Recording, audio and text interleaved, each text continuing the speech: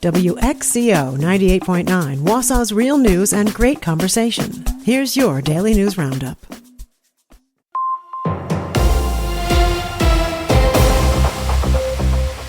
For WXCO News, I'm Isabella Nieto. A new Democratic candidate has entered the race for Wisconsin's 29th State Senate District. Jillian Bettino launched her campaign in Wausau in Memorial Park on Tuesday. I am running because I'm worried, but I'm also very hopeful. I'm worried about the future of my family and the families that make up this community. I think a lot of us are. Bettino is a retired physician and breast radiologist. During her career, she worked in Wausau, Marshfield, and Madison. She will challenge incumbent Corey Tomczyk, who she says is lost in partisan politics. A lot of people in our community are stretched thin. Folks are working hard, but it's harder and harder to make ends meet. And the government at every level seems unwilling to meet the needs of everyday hardworking families and more focused on the partisan food fighting that got us here in the first place. Our current state senator is no exception to that. Bettino previously ran for state treasurer in 2022, but lost in the primary election. She also ran for U.S. Senate.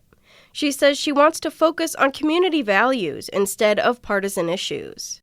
And we deserve good jobs that pay enough to support our families, affordable housing so we can enjoy that stability and security and sense of pride, and healthcare that does not break the bank. She also says she's most excited about the interest she's seen in bringing in more Democratic representation to central Wisconsin. Bettino is the only Democrat so far to announce her bid for this seat. If another candidate announces, she'd face them on the August primary ballot. Elections for the state legislature are just over a year away. The Wausau area Hmong New Year brought thousands to Rothschild over the weekend, celebrating their 50th year in the U.S. The two-day celebration featured fashion shows, dance competitions and performances, and vendors at the Convention and Expo Center. Now Bong Tao spoke at the celebration. He was among the first Hmong to arrive in Wausau 50 years ago. I'm very grateful to see the 50 years because, like I said, we come with 5 people, and 3 gone already. And unfortunate to see the 50-year celebration. I'm very happy. He says he's glad to see the whole Hmong community come together to celebrate the new year, and he has some hopes for the future. I hope that we will have more educators, we will have more government officials, and we will be able to contribute back to the country. The celebrations also featured a flute performance by Tung Cher Shong and remarks by Minnesota State Representative Liz Lee. Governor Tony Evers yesterday visited the Wausau Area Virtual Education, or WAVE, in honor of Veterans Day. The WAVE Quilt Club students presented quilts of valor to veterans and service members. Wisconsin is home to approximately 300,000 veterans, each of them sacrificing the comforts and safety of home to defend our great state and nation. They are our friends, our neighbors, and in this case, 3 people that work in a school district. The Quilt Club presented 3 school district employees with quilts of valor in honor of their service to the military. The quilts were crafted by Wausau School District students. The Wausau School District unveiled new upgrades this week. At an open house on Monday at Horace Mann Middle School, which shares its building with the Wausau Montessori Charter School, school officials detailed the improvements. WSAW reports the head of schools for the charter said they recently expanded their education to teaching 4K through 8th grade. Other improvements include secure systems for their main office areas, a new playground, and expanded classrooms. The improvements were supported by a 2022 referendum that funded changes at both schools. The Wausau Ethics Board yesterday discussed potential revisions to the city's Code of Ethics for public officials and employees and welcomed a new member.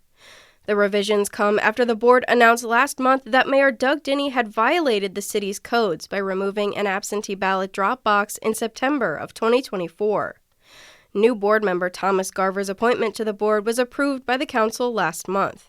He will replace Brian Mason. Wisconsin ranked number 1 in the number of medications collected for Drug Take-Back Day, collecting more than 50,000 pounds of unwanted medications. Wisconsin has ranked 3rd in the nation for the most medications collected since the program started in 2010. There are more than a dozen drug take-back boxes in Marathon County. You can find a map of permanent drop boxes at the state DHS website. In Wausau, there are drop boxes at the Marshfield Clinic, Wausau Police Department on Grand Avenue, and Walgreens on Central Bridge Street. Find more news anytime at WXCO.FM. I'm Isabella Nieto for WXCO News.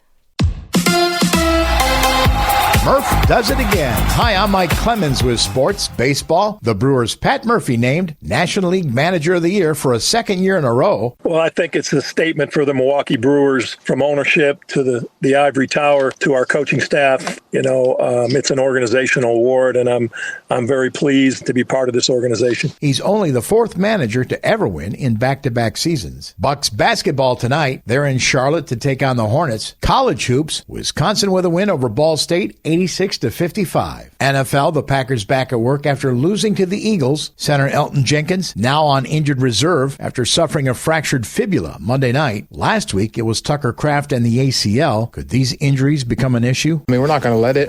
I think the frustration is just that we haven't figured it out yet.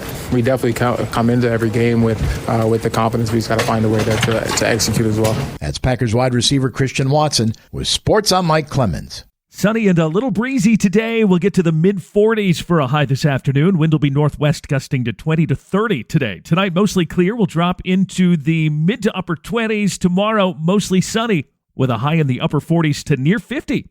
I'm meteorologist Sean Cable. That's your Wausau News Roundup from WXCO. Find more news anytime at WXCO.FM. Subscribe to this podcast on Spotify, Apple, or wherever you find your podcasts.